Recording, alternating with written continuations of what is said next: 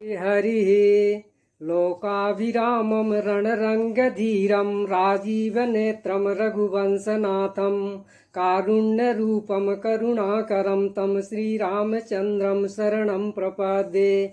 मानस प्रेमी श्री रामचरित मानस में भगवान के स्वभाव वर्णन में आपका स्वागत है। पूर्व भाग में अयोध्या कांड दोहा क्रमांक 80 से लेकर के 107 तक में आए भगवान के प्रभाव का वर्णन सुना। अब आज दोहा क्रमांक 108 से लेकर के 124 तक में आए भगवान के प्रभाव का वर्णन सुनेंगे।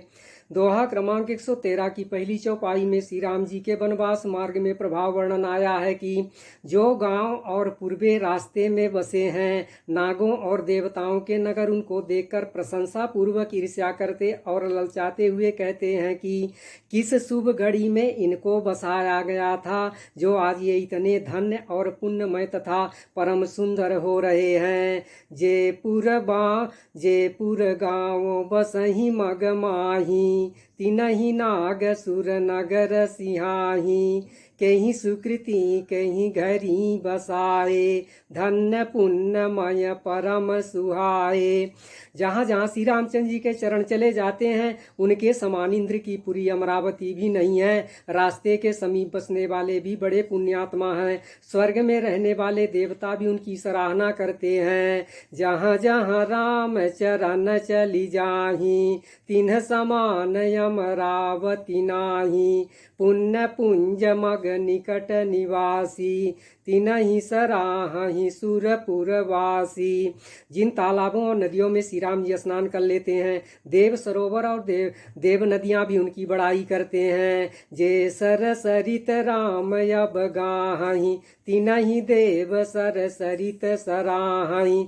जिस वृक्ष के नीचे प्रभु जा बैठते हैं, कल्प वृक्ष भी उसकी बड़ाई करते हैं। श्री रामचंद्र के चरण कमलों की रज का स्पर्श करके पृथ्वी अपना बड़ा सौभाग्य मानती है। जहि तरु तर प्रभु बैठहि जाई, करहि कलप तरुतासु बड़ाई, परसि राम पद पदुम परागा, मानति भूमि भूरि निज भागा। दोहा क्रमांक 13 में प्रभाव वर्णन है कि रास्ते में बादल छाया करते हैं, देवता फूल बरसाते हैं और सिहाते हैं। पर्वत वन और पशु पक्षियों को देखते हुए श्री राम जी रास्ते में चले जा रहे हैं। छाह करहि घन विबुध गण बरसहि सुमन सिहाई, देखत गिरि बन पिहग मृग, राम चले मग जाहि। दोहा क्रमांक 123 में पथिक रूप में भगवान के दर्शन का प्रभाव वर्णन किया गया है कि प्यारे पथिक श्री सीता जी सहित दोनों भाइयों को जिन जिन लोगों ने देखा, उन्होंने भव का मार्ग यानी जन्म मृत्यु रूपी संसार के भटकने का भयानक मार्ग बिना ही परिश्रम के आनंद के साथ पार कर लिया, अर्थात मुक्त हो गए। जिन्ह जिन्ह देखे पथिक प्रिय सिय समेत दो भाई, भव मगुआ गमु आनंदु तेउ, तेई बिनु श्रम रहे सिराय। आगे गोसाई जी पथिक रूप में भगवान के दर्शन का प्रभाव वर्णन करते हुए कहते हैं कि आज भी जिसके हृदय में स्वप्न में भी कभी लक्ष्मण सीताराम तीनों बटोही आ बसे, तो वो भी श्री राम जी के परम धाम के उस मार्ग को पा जावेगा जिस मार्ग को कोई कभी बिरले ही मुनि पाते हैं। अजहु जासु उर सपन हूँ काऊ, बसहु लखनु सिय राम बटाऊ, राम धाम पथ पाई ही सोई, जो पथ पाओ कबहु मुनि कोई।